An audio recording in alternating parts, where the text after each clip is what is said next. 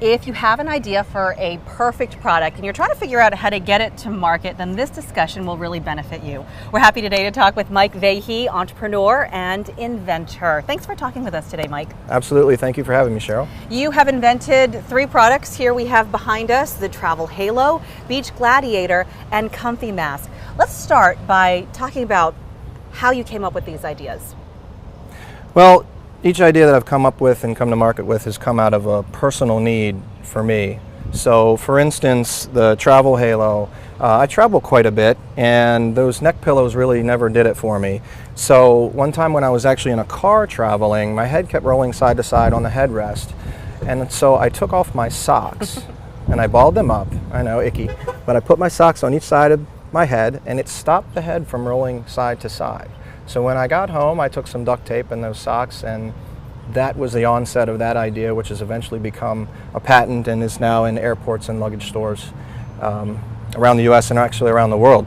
The Beach Gladiator is my latest product that I do with my brother-in-law and I, who we both had the same problem as kids, and that was the rubbing and chafing we get under our arms and between our thighs, just running around at the beach or surfing, and our kids have the same problem. So we realized there was a product in the triathlon and running world that could be tweaked and rebranded and marketed to people who got the same problem as us and our children. And so that's Beach Gladiator, and that's this large promo vehicle you see here today. And the last product we have here, Comfy Mask, is a product that is the first product that I came out with in 2009, and that has a lot of meaning to me because as a child, my first entrepreneurial job was mowing fields and cutting grass, and I also had severe allergies. So I met a man in his retirement who was developing a mask that was really comfy and was great for pollen and dust and things like that, and I decided that I could really take this and make it big and really hit all those niche markets out there for people who have allergies and asthma. I like how you've taken products that are solutions to problems that you experience, and as you said, close to your heart. These are issues that are close to your heart. Let's talk about patent, no patent. Well, people ask me that all the time, and there's no real set law that says you should or you shouldn't patent something. One thing you'll get if you get a patent, you'll get a piece of paper and you'll get a $10,000 to $15,000 bill. That's the only thing you can be guaranteed of if you get a patent. So what I say is you really have to look at your market. You have to look down the road and figure, is this something that can be easily knocked off? Is this something that I'm going to need to protect? Not that a patent can protect you in every situation, but it's a good thing to have in certain scenarios. The flip side of that is I've seen inventors spend years keeping everything they do a secret and working on that patent, and then they really have nothing. So the important thing is to sell your product. Right. Sell your product, make the patent decision sooner or later, depending on whether you think you need it.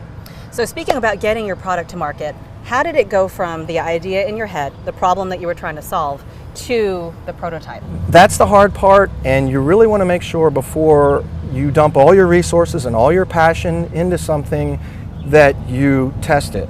So first thing after idea would be prototype. You want to make, whether it's this or whether it's a service or whatever, you want to make some sort of prototype. It's something you can do in your garage. With today's technology, we've got great resources. You can Google someone who'll make anything for you. So make the prototype, then test the prototype. So before you go all in, definitely test, and you're going to find from that also, you're going to be making modifications. So you're going to be tweaking it to customer demand, and what you end up with might not be what you started with. Right. What advice would you give to somebody? What would you say to them if as they come up to you, I'm sure always, and say, I have a great idea? Number one would be, unless you're independently wealthy, don't quit your day job. Number two would be, work at it, have perseverance, do it in your spare time, and you really have to have that passion to keep driving with it, because there's so many pitfalls and so many ups and downs. So persevere. And then the last thing, and I tell this to a lot of people, is have a plan. Figure out how much it's going to cost you and how long it's going to take you, and plan for that. But then take that plan, and whatever that dollar figure is and whatever that time figure is, triple it. And that'll be the realistic time and amount of money that it'll cost you. And if you can swallow that, if you can handle that, then go for it and never stop, never give up. Mike, thank you, and congratulations on your success. Thank you, Cheryl. Appreciate it.